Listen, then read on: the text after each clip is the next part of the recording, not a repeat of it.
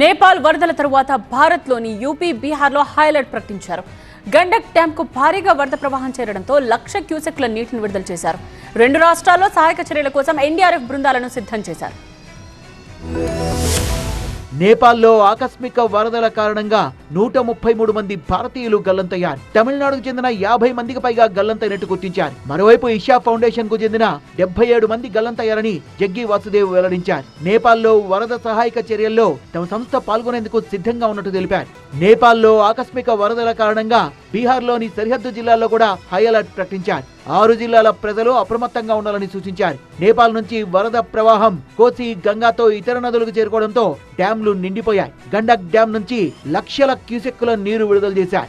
हमारा responsibility Indo Nepal border तक है, तो हम लोग MHA इस उसके ऊपर एक नज़र बनाए रखे हुए है और स्टेट गवर्नमेंट साथ में उन्होंने भी एसेस करी है सिचुएशन.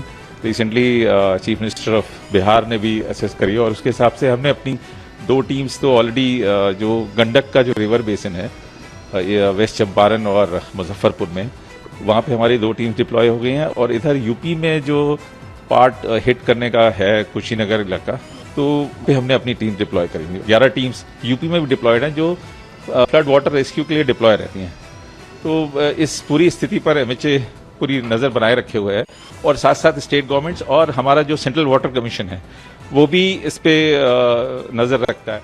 బీహార్ సీఎం సామ్రాట్ చౌదరితో కేంద్ర హోంశాఖ మంత్రి అమిత్ షా ఫోన్లో మాట్లాడారు. వరదలపై అప్రమత్తంగా ఉండాలని సూచించారు. కొన్ని ప్రాంతాలకు ఎన్డీఆర్ఎఫ్ బృందాల్ని తరలించారు. యూపీలో కూడా ప్రభుత్వం అప్రమత్తమైంది. గండక్, నారాయణి నదుల్లో నీటి మట్టాలు పెరుగుతున్నాయి. ప్రభావంతో యూపీలోని మహారాజ్గంజ్, కుషీనగర్ జిల్లాల్లో వరదలొచ్చే అవకాశం ఉందని హెచ్చరికలు జారీ చేశారు. స్థానిక యంత్రాంగం పూర్తిగా అప్రమత్తంగా ఉండాలని, అవసరమైన ఏర్పాట్లు చేసుకోవాలని ఆదేశించారు. గండక్ నది పరివాహక ప్రాంతంలో ఉన్న ప్రజలు అప్రమత్తంగా ఉండాలని, పరిస్థితిని నిశితంగా పర్యవేక్షించాలని బీహార్ ప్రభుత్వం అధికారులకు సూచించింది.